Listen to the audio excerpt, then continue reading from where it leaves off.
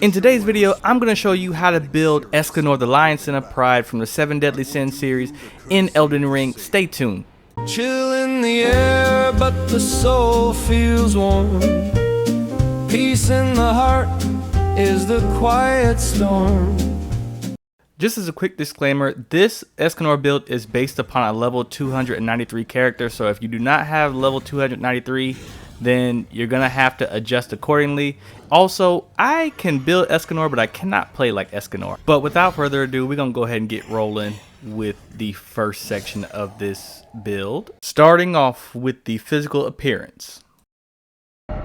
So in order to put Escanor into Elden Ring, we have to first build him based off of the two most iconic features that Escanor has in the series. One of them being the fact that he has orange hair and orange facial hair, but the second thing is his facial hair. You gotta have at least a good shortcut along with a nice bushy mustache. This is how you will be able to give the appearance of Escanor in Elden Ring. You can sit here and play with the physical features a bit. I don't play with them all that much because of how often I change my character, but when you look at him and you see the orange hair and you see the orange mustache, the orange thick mustache, then you automatically associate him with how he looked in the series. Now granted, he might look a little mean right here, but it's alright because ultimately we know he's a happy guy. No need to dig in the weeds when it comes to the eye color or any tattoos or marks or whatnot. The closest tattoo that I would have used for him would have been like the little sun emblem, but because you can only put it on the face, I don't care for it that much. Now if they added a feature in this game where you could put tattoos across the rest of the body, then it'd be a different story. I would try to do my best to get at least a lion's claw on there, but hey, well, you know. And as far as his body is concerned, he is an older gentleman, but he's still very much fit and muscular, so you want to make sure that you set him as a very muscular build. If you run a shirtless build with him, you want it to show from far away. Now let's get into the stats of this build.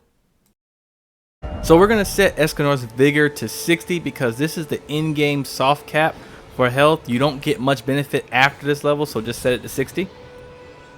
So you want to set mine to 60 as well because Escanor has a pool of moves that he can use and they all require magic. So you want to make sure you have that bar set as high as possible without the soft cap stopping you. With endurance, Escanor is a tank and an ox, so we want to make sure we have that as high as possible. If you can get it to at least 45, then that's good. That way you won't have to worry about your armor slowing you down. So naturally with strength, we want to set this as high as possible in game, which is 80, because Escanor is extremely strong. His build is centered around his strength scaling weapons. So if you want to use other weapons that scale with strength, then definitely set his stuff to 80. Now faith is one of the main stats that needs to be upgraded as much as possible because a lot of Escanor's strong moves are going to come from his ability to cast his incantations that will mimic the moves that he has in the series. Now we're going to take a look at Escanor's different skills and incantations.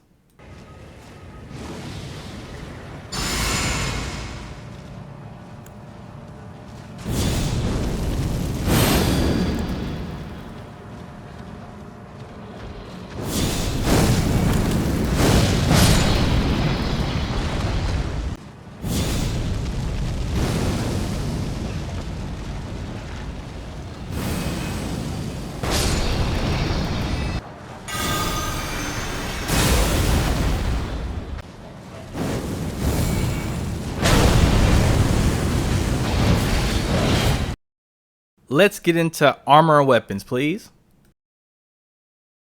So in all the searching that I've done across Elden Ring, I feel like the Tree Sentinel armor does the most justice for Escanor's build because it gives that nice gold look. It doesn't have the little blue on the shoulder plates like his does in the series, but it looks good on him. Mimic Divine Axe Rhitta, we got the Gargoyle's Great Axe, and we have it maxed out at level 25.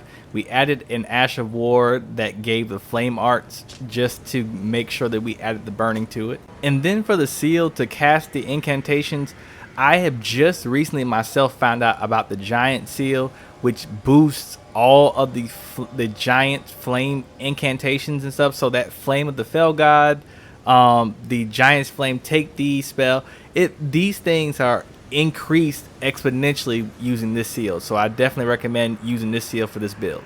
And so when you put it all together, this is what Escanor looks like in game. All armor with the weapons and gear attached. This is exactly what he looks like. Now let's look at our talismans and the concoction that we use.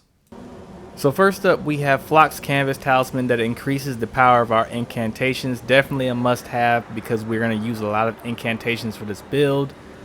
Then next we have Godfrey Icon. So Godfrey Icon increases the power of skills that we use. Once again, it's going to increase our incantation power. Then we have Fire Scorpion's Charm. Is going to increase our fire damage attack, so that includes our Divine Axe Rhitta's flame art.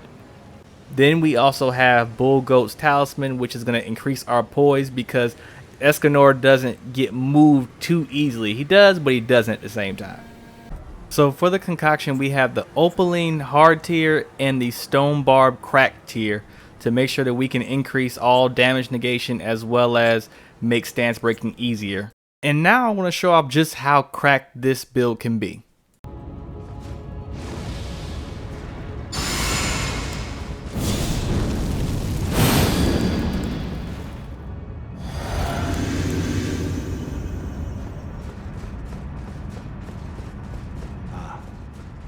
I knew you'd come to stand before the Elden Ring, to become Elden Lord, not associated affairs.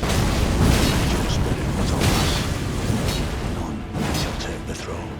We raise our elves with us. We continue to strive unto eternity.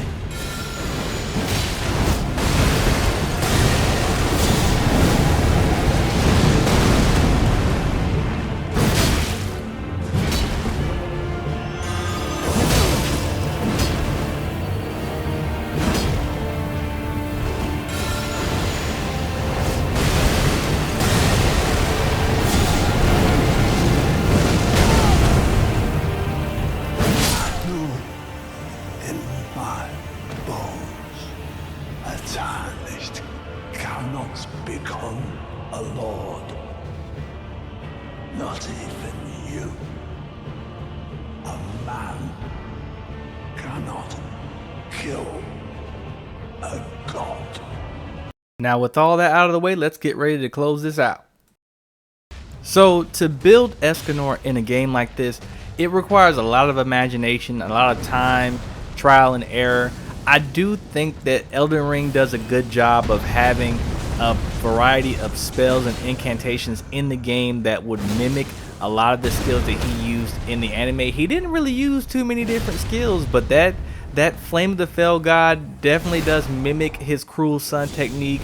The Giant's Flame Take Thee definitely mimics the not the Cruel Sun, but Pride Flare. But of course, the toughest part about running this type of build is that you have to be willing to get up close and personal with a good number of your enemies. Yes, you can stand to a distance to some degree and cast the Giant's Flames incantations and all that, but the problem that comes into play is that eventually the enemy will close the distance on you, and when you're going against certain bosses, they know how to close the distance so fast it's almost scary. And like I said in the very beginning of the video, I am not a great Elden Ring player.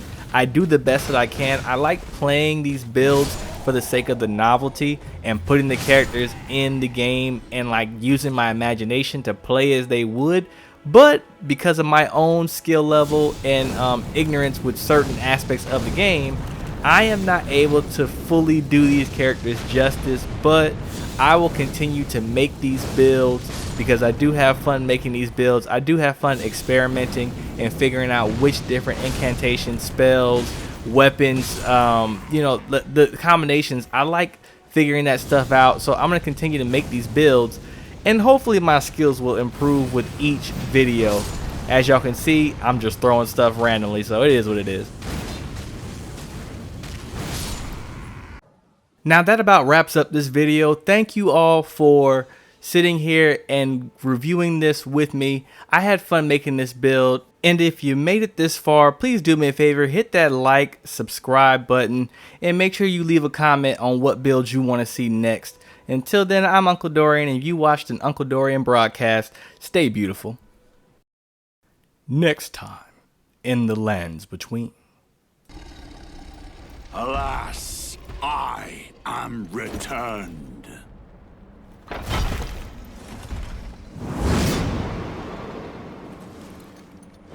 To be granted audience once more.